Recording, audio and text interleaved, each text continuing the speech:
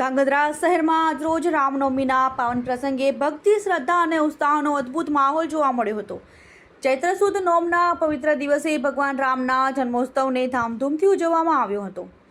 ભગવાન રામને હિન્દુ ધર્મના સત્ય, ન્યાય, ધર્મ અને આદર્શ જીવનના પ્રતીક માનવામાં આવે છે. રામજીનું જીવન આપણને શીખવે છે કે પરિસ્થિતિ કેટલી પણ કઠિન હોય, પરંતુ સત્ય અને ધર્મનો માર્ગ ક્યારેય છોડવો નહીં.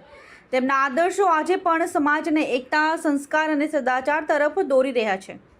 ધાંગધ્રા શહેરમાં આ તહેવાર છેલ્લા અનેક વર્ષોથી ખૂબ જ ભવ્ય રીતે ઉજવવામાં આવે છે. આ વર્ષે પણ શહેરના નાગરિકોએ એકતા અને ભાઈચારા સાથે આ પવિત્ર ઉત્સવને વિશેષ મનાવ્યો હતો.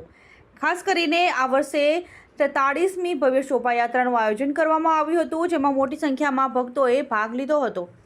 શહેરના વિવિધ વિસ્તારોમાંથી અલગ અલગ સ્ટેન્ડ, જીવંત ઝાંખીઓ અને આકર્ષક સજાવટ સાથે શોભાયાત્રા નીકળી હતી. હાથી, ઘોડા અને પાલખીમાં સજાવટ કરેલા ભગવાન રામના દર્શન માટે લોકો રસ્તાઓ પર ઉમટી પડ્યા હતા.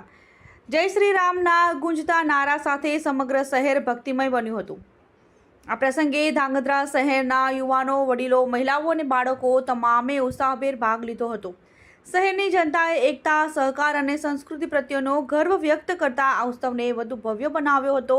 વિવિધ સામાજિક સંસ્થાઓ અને સેવાભાવી લોકોએ પણ ઉત્સવને સફળ બનાવવા માટે મહત્વપૂર્ણ યોગદાન આપ્યું હતું.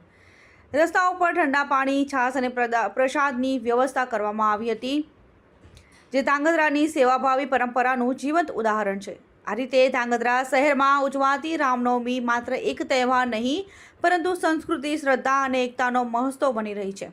આ ઉત્સવ દ્વારા સમાજમાં સકારાત્મકતા, પ્રેમ અને ધર્મના મૂલ્યોને વધુ મજબૂત મળી રહી છે.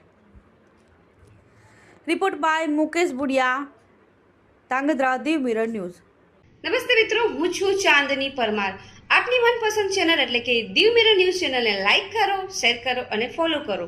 અને હા, તેમાં દરરોજ તાજા સમાચાર જોવાનું ભૂલશો નહીં. નમસ્કાર દર્શક મિત્રો, હું છું પાયલ બામભણિયા. આજના મુખ્ય સમાચાર, દેશ વિદેશ, ગુજરાત રાજ્યના તાજા બ્રેકિંગ સમાચાર નિહાળો દીવ મિરર ન્યૂઝ ચેનલ પર દરરોજ રેગ્યુલર.